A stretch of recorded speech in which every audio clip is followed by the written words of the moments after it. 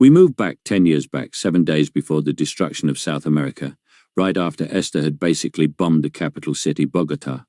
In its ruins, we see two blurs clashing with one another as they battle across the ruins of the city, the blurs being Daina and Esther. Esther, forming a lasso of fire and wraps it around Daina, proceeds to slam her body to a section of a broken building, then reels the body in, skidding it across the surface. Daina struggling to get free, but the fire lasso still holding her, with her getting dragged right into Esther's hand, gripping Daina by the face. The fire lasso still wrapped around her. Esther looking at Daina with this crazed look in her eyes. "You know something. Maybe it's best that those two are dead," she says coldly, with Daina's eyes starting to tear up at those words. "That way, I won't have any unnecessary distractions when I clear the world of its scum, and I'm going to send you to them, since they're in the way." She says that as we hear a breaking sound, with the percentage 30 appearing, then it climbs up to 31%. We move to see Daina, now free of the lasso, with its embers fading away on her body, her face twisted in anger and sorrow, her arm clutching at Esther's arm, which was holding her by the face, Esther's forearm squeezed and broken in BTWN Esther's hand. "Daina, how could you call her friend or her own son a distraction?" she says in tears. "Is that truly what you think of us?" she asks. Esther looks directly into Daina's eyes as a malicious grin coming to her face, with an explosion following after, her body being the source, with it being strong enough. It sent Daina flying upwards as we go back down to the center of the explosion, the fire quickly collecting back onto Esther, but the residual heat still imminent, for we see the surrounding area all around her, melting away. Esther looks at her broken arm. As she envelops it in flames, the flames disappear to reveal the arm fully healed, as if nothing ever happened to it. She looks at Esther's body in the sky, with her instantly jumping towards it, the force generated from her jumping being so strong, it sent all the molten material around her outwards to reveal the material underneath, with her instantly appearing above Daina. Esther, with the same grin on her face, Daina, who now had a dead look on her face. "To answer a question from earlier," she says with an axe kick already set up. "Of course I do," she says, landing the axe kick right onto Daina's chest, sending her back down at incalculable speeds, with her body crashing into the city ruin. We moved back an hour within the building where the trio and young Fidel were, just moments after Daina had gone chasing after Esther. We find George and Fidel now outside of the building, with George opening the car door for Fidel. "George, so champ, what you feel like eating today?" he asks, but Fidel says nothing. Fidel simply walking to the open car's door with his head down, taking his seat, wearing a sad look on his face. George looks at him about to say something, but can't find the right words to say in this situation. "How about McDonald's?" The kid still says nothing, with George closing the door slowly as he moves to the other side to get in. But then he heard commotion in the distance. He then sees multiple civilians running away, with car drivers crashing into each other in panic, others leaving their cars and starting to run away as fast as their legs can carry. George then grabs a running man by the collar, stopping him. "George, what's going on?" he asks us. Civilian desperately trying to get free from George's hold. "Would you let go of me, man?" the civilian says desperately, with a look of fear in his eyes. "George, I will, once you answer my question." "Civilian, haven't you heard Esther started going crazy and started destroying things out there? Daina went to stop her." The man says, as they see something taking to the skies in the distance, with them turning their attention to it. George's eyes widen in surprise, for he recognized them, even at that distance, as Esther and Daina, with Daina getting pushed away from Esther, her coming crashing back down, and with George and the civilian seeing something else in the sky. George, simply seeing of multiple lights in the sky, turns to the man, then looks around to spot a telephone booth in the distance. "Run to that booth and open it if you want to live." Civilian, "Would George just go?" George yells at the man, with him wasting no time and following, with him going towards the booth, looking up to see multiple missiles pointing down with them starting to drop. He picks up the pace, reaching the booth. George yanks Fidel from his side of the car and almost instantaneously is already in the booth with the man, with Fidel in his arms. Civilian, what now? George. Voice recognition. The booth wiring up like some sort of computer. Commander General George 2, code 0006, X754TM207, coordinates USHAHQ now. With the door closing, them getting teleported away from the inside, with the missiles landing, decimating the city. We come to USHAHQ with George, Fidel and the civilian appearing in the middle of the control room, the officers wearily aiming their guns at the intruders. George. Relax, men. Stand down, he says, with the officers looking to see it's their Commander General. Officer. Apologies, General. Didn't realize it was you.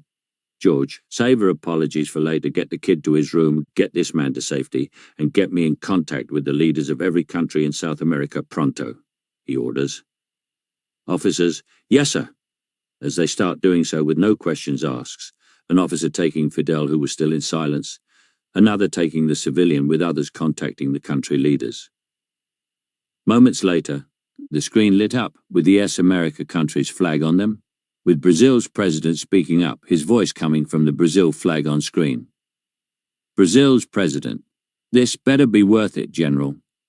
Before he could finish, George cut him off. George. We have a code, black and white. With light gasps escaping everyone in the room and on screen, a moment of silence passing. Argentina's president. You better not be joking on this matter. George. Bogota is already wiped out. Who knows how many died.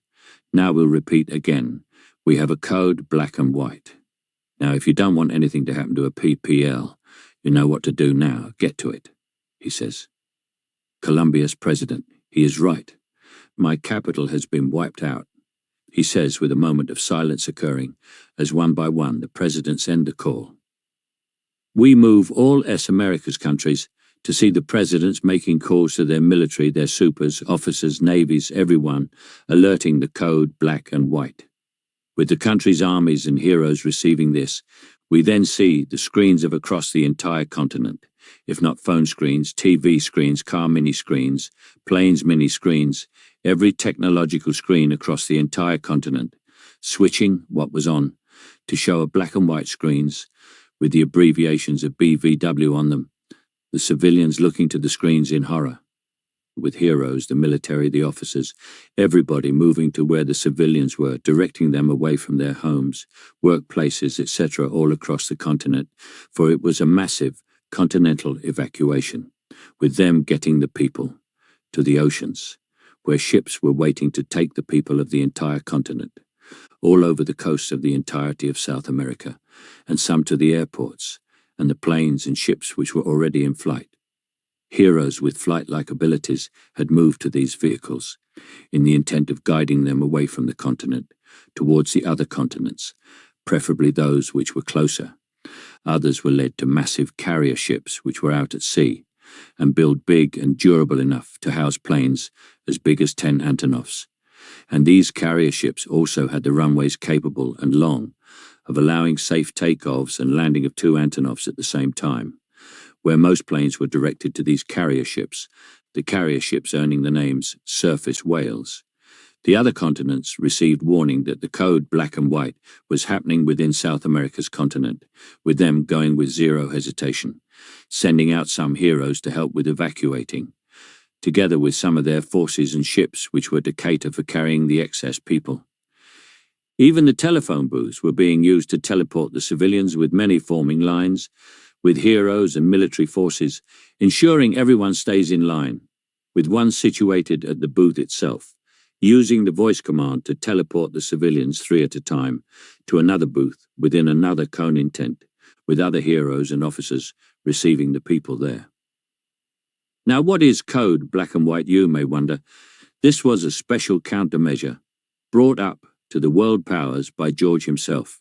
He came with this after the events that occurred 9 years ago, with Esther, for he foresaw something like this happening, due to what Esther was becoming. For he proposed that given the direction Esther was heading, She may grow to become a problem, and the only one who could stop her would be Daina. But even then, he knew Daina wouldn't kill Esther immediately, given how much she loved her, and so proposed that the countries around where the two would be fighting to be evacuated. Given at the time George was a child, they didn't take him seriously. But a few years passed by and Esthers continued to grow stronger and more ruthless. George came to the world powers again with the same proposition, but now that the entire continent be evacuated, for he was their closest friend, and given what he saw of their abilities and powers thus far, already at this point in time, the world power had already placed a limit on Daina, the limit being for her to never use 40% and above of her power, no matter the circumstance. Given the showing so far of the two, for even at this time, both Esther and Daina had already done their race around Africa's continent, and the showings of their powers so far was proof enough for the world powers to agree to George's proposal, to evacuate the entire continent these two would ever be found fighting. Evacuate as many people as possible, as fast as possible, with the surrounding continents, lending their manpower in helping of evacuating the continent the two so happened to be fighting in, and given Esther and Daina's power, George even wanted it to be a global evacuation to their neighbors over at Mars. But they simply didn't have the technology to get everyone on the planet over to Mars, and so he committed to the continental evacuation and had the teleporters invented and scattered all over the world. These were teleporters, but also telephone booths, which turned into teleporters at a designated voice command to help in evacuation when code black and white ever happened. They went straight to evacuating rather than stopping the two, because no one could stop these two if they ever started fighting. George compared it to ants trying to stop two stampeding elephants, and they simply committed in evacuation of the people, for no atomic, biological, or any form of earthly weapon would work on them. You would even throw Earth's entire arsenal at the two, and at best it'll do is be but a nuisance, like that one mosquito constantly flying by you. Even if all of Earth heroes banded together, they'll only be slowing Daina down, for these two were the absolute pinnacle among Earth's greatest. Code Black and White is made to save as many PPL as it can. It is made to rescue everybody, for it was mostly even a gamble. Were they going to stick to that one continent alone? All the rest was simply left to God's hands. A couple hours had passed, and barely 5% of the population of South America had been evacuated. We then go back to Esther and Daina. Right after Esther had axe-kicked Daina towards the surface, with her diving back down, and comes stomping right onto Daina's stomach as she spits out saliva, then proceeds to grab her by the head, to see she still had that dead look on her face. Esther, "Are you broken or something, dear friend?" she says with a smile, dropping her, and before Daina could even reach the ground, Esther had a punch ready that connected to Daina's face, sending her skyrocketing upwards. The impact of Esther's punch being so powerful, it caused a shockwave that pushed away the molten surface to reveal the Earth's mantle across the surrounding area. We meet Daina in the air, her momentum slowing down, with it gradually coming to a stop, with her now looking down the entire country. And before she could start her descent above her, Esther appeared, stepping on what looked to be a line of fire. But Daina wasn't surprised by her presence, for she still had that traumatized look on her face. Esther grabbed her by the arm, raising her to her level. Esther looks into Daina's eyes, but they seemed lifeless. Esther then looked to the world below. "Would you look at this, Daina?" she says, directing Daina's head to look in the direction she wants. "Look over there. They seem to be evacuating the PPL. Don't they know the bad guys could simply be among them?"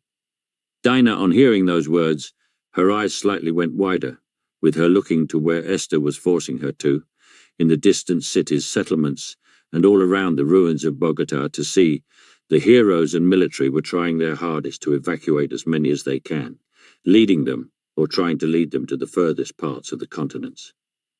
Daina then looks at Esther, who still had the malicious look in her eyes, who meets her gaze, then speaks. Says, "Why don't I just kill off any villains hiding among those guys right now? she says, holding up her hand as flames come from it, the flames changing into a massive atom bomb, with her face doodled on its side as she readies to throw it in the direction of the people. Daina sees this, with her instantly kicking at the atom bomb, sending it upwards with so much force that it went outside of Earth's atmosphere, with it exploding from out there in a blinding bright light. The people startled by it. Others even thought the sun exploded. But the heroes and forces getting back to it to evacuate the people even faster now. Esther. Oh, are you finally awake now? Esther says, with Daina putting her hand over her mouth. Daina, would you stop talking already? She says, still having that dead look on her face. You aren't Esther. You aren't my Esther. Now whoever you are, she says, cocking back a fist, with tears of blood trickling down her eyes. Just give me back my friend, she says coldly, hitting Esther right on the face, with so much force, sending her instantly circumnavigating around the earth, sending out strong winds and shockwaves felt throughout the planet, with Esther coming back around so fast that Daina hadn't started falling yet, and as she came flying back, she was met with an upwards kick right at the spine, breaking it in that instance. The kick also carrying enough force which sends Esther out of the earth and crashing into the moon with a massive crater, with Daina now falling down to the surface. She falls with her arms and legs pointing upwards, and just about when her back was going to hit the ground, she flips herself around, landing on her feet, with her taking on a squatting position. We then see the percentage, moving from 31% to a 32%, with Daina shooting upwards with incredible speed. And now, if the lands of Bogota have not suffered enough, now it has, for the impact caused by her, made the Earth's exposed mantle move like ripples in water across the entire lands. We move to the moon, where Esther was now recovering from the crater, as an aura of fire envelops her, as we see an X-ray of her back, the broken spine getting healed by her fire. The stands up straight, looks around, then looks at the planet of Earth. Esther, holding her breath. This might actually turn out better. Now I can simply take care of the entirety of Earth's scum in one go, she says to herself as she extends out her hands, a small spark coming about in BTWN them, as a miniature sun forms in BTWN her hands. The heat and radiation emitting from it being so strong that part of the moon started to melt away. The very vacuum of space she occupied starting to twist and distort at the power of the miniature sun in her hands. But then she senses something approaching her, looks back to Earth, to see something, or rather someone, coming towards her. It was none other than Daina, having propelled herself from Earth and was now heading right towards Esther. She scoffs and shoots the miniature sun towards Daina, who was unfazed at it coming towards her, with her clapping it in BTWN her hands into oblivion, instantly dealt with, as if it weren't even a threat to her in the first place. Esther looks a bit shocked by that, but composes herself, for Daina was still coming at her, but then she decided to meet her instead, with her jumping off the melted face of the moon, going right towards Daina, with Daina continuing on the same trajectory. But then Esther does something unexpected, as she forms one of her fire platforms, changing her direction, taking advantage, being the only one capable of controlling which direction they want to go, dodging Daina's attempt to grab her, with her moving behind Daina, and grabs her instead, putting in a position ready for a German suplex. Daina tries to break free from her hold, hitting at her arms with might strong enough they were causing shockwaves in literal space, tries to elbow Esther in the face with the same might, but it was as if now her damage was rendered inefficient, for Esther no longer felt her hits anymore, with Esther grinning from ear to ear as she envelops the both of them in flames, then turns them with their heads facing back towards Earth. Daina realizes what Esther is planning to do, as she tries harder hitting at Esther, but she was still unwavering, with Esther fire boosting them back towards Earth. They re-enter Earth atmosphere almost instantly, with Daina still trying to get free off Esther's hold. Daina, with them getting consumed with a white-blue flame now. Esther, don't do this, plus, she pleads, as the 32% goes up to 33%, then 34%. Esther ignoring her pleas. Say, Daina, we've cleared out crime in one city, so how about we clear crime out in an entire country? I hear Venezuela has the highest crime rate, she says, with them now above Venezuela airspace. Daina now panicking. How is she resisting my strength? Just a moment ago, a kick from just 32% was able to break her back. Why is 34% not even registering? She says to herself with her hitting at Esther, trying to flail around to change their trajectory, but all was in vain. We see the heroes, civilian and military, looking up with looks of acceptance on their faces, with military officer even removing their caps and closing their eyes, awaiting their outcome. We see others scrambling for the nearby booths, fighting for them with civilians and heroes, with others trying to run away. Daina, Esther, please stop us. Daina cries out, only for them to come crashing into the country of Venezuela in a massive explosion that covers over majority of Venezuela from the center, with the following shockwave, obliterating the rest of the country and even seeping into the borders of Colombia, Brazil and Guyana, for we see an outer view from space of it all. We see the entire country of Venezuela getting consumed by the explosion, the shockwave dealing with the surrounding area, even reaching the ships that still hadn't set sail.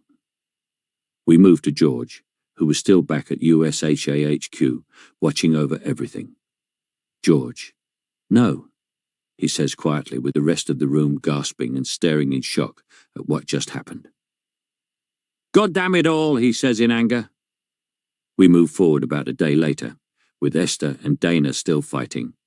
Now they were within Brazil, with there being still many heroes and forces still evacuating the people as fast and safely as possible.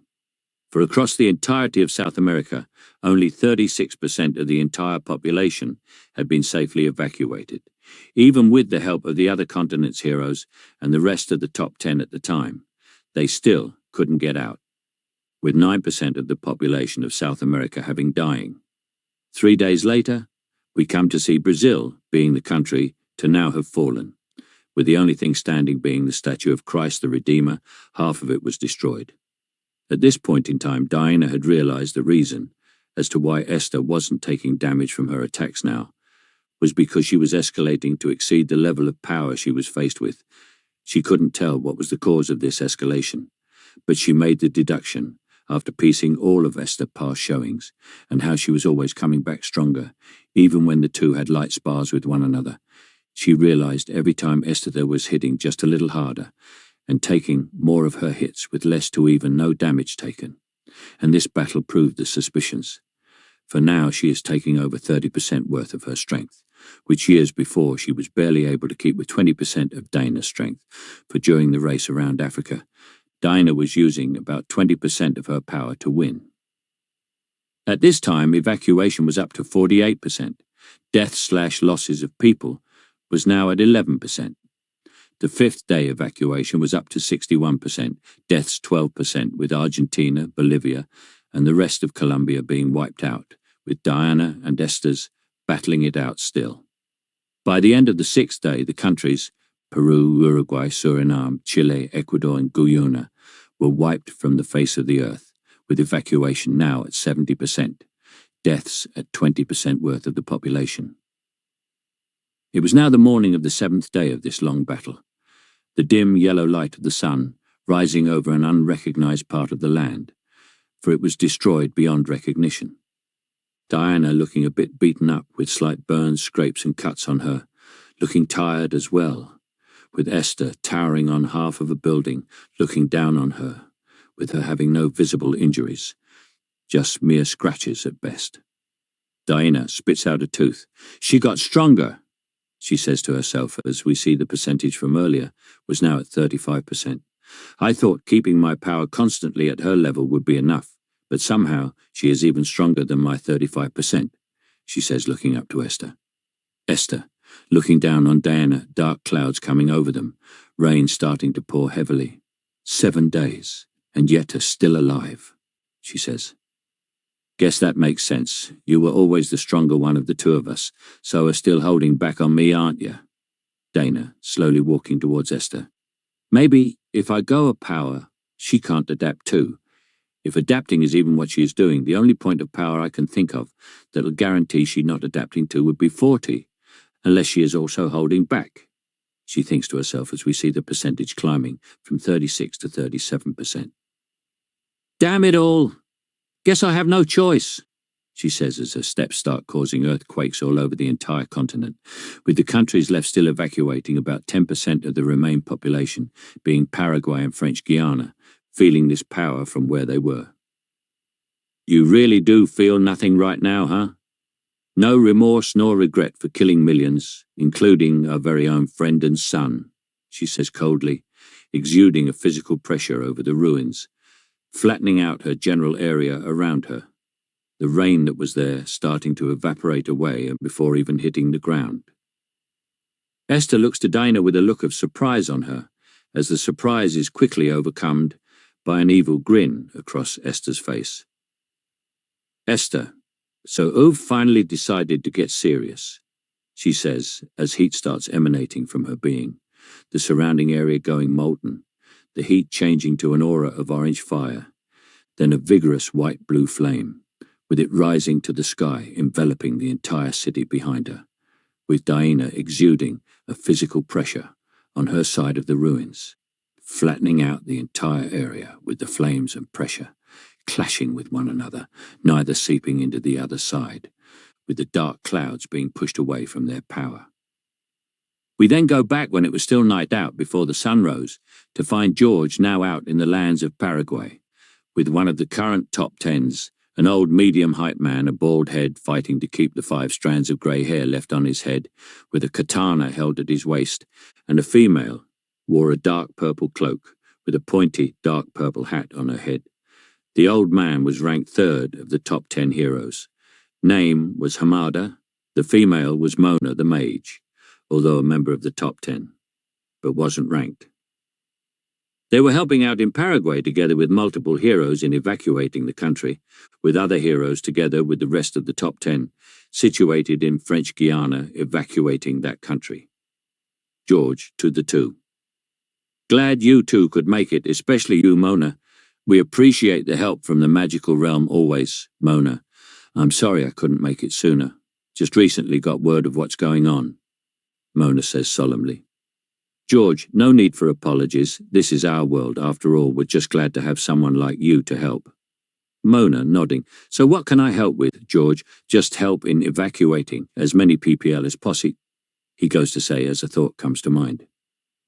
Mona, something the matter, George? She asks. George, no, actually yes, it just occurred to me. Hamada, and what might that be? George, when all of this started, the 2 destroyed the city I was in at the time. Hamada, get to the point, boy. George, knowing how they think, the 2 think both me and Fidel are dead. Mona, her eyes widening in realization. Have you tried communicating with them? George, their comms were destroyed at the start of their battle, and our telepaths simply do not having the range to get close enough. How about you? Can you give a go? He asks. Mona, he'll try, with her closing her eyes, with us panning to Esther and Daina, with us instantly going back to Mona, who opens her eyes in horror, her body falling to the ground, with her beginning to spur out blood. George, Mona, coming to check on her. Mona, breathing heavily with her struggling to speak as she extends her hand out to stop George from helping. Don, Tiwo, Eri, I'm okay, she says. George, okay? You are not okay. Just what the hell happened, he says. Mona, standing back up, wiping her bloody mouth with a conjured cloth. The malice, tension and hostility from them, she says with a look of horror across her face, then turns to George and Hamada. Those telepaths you spoke of were lucky on not having the range to even reach them. If they did, they wouldn't have survived the encounter, she says with another arm planted on her torso with a green magic circle too on there. George, just what the hell happened just now? He asks, unsure. Mona, I tried to reach out to them, but before I could even reach them, the level of hostility the 2 have towards one another was too strong that it affected my body here, she says. George, staring in shock, what exactly do you mean by that? Mona, I felt my body crumbling from the inside out, My organs crumbling inwards. If I wasn't quick to heal myself, I would be simply died from trying to reach out to their minds, she says, removing her hand from chest, for she had now fully healed herself. George, impossible, he says, shocked. Hamada, scoffing. Wouldn't expect any less from ones of their caliber, he says. Now, George boy, you spoke of them not knowing that you are actually alive. Yes, he says. All you need is to simply communicate with them, or rather Daina, knowing her she's holding back all this time, for she can't kill Esther. George, it's not that she can't, she won't. But everyone has their limits right now. It'll be either she kills Esther, or Esther will end up killing Daina. If I can somehow get Daina to know we're alive, I don't know what'll happen, but I'm positive something will change, and change for the better. Hamada, looking into the determination in George's eyes. Is that so? Walking beside him. If that's all I want, then he'll be our messenger, Hamada says. George, you do realize what you're saying, old man? Hamada.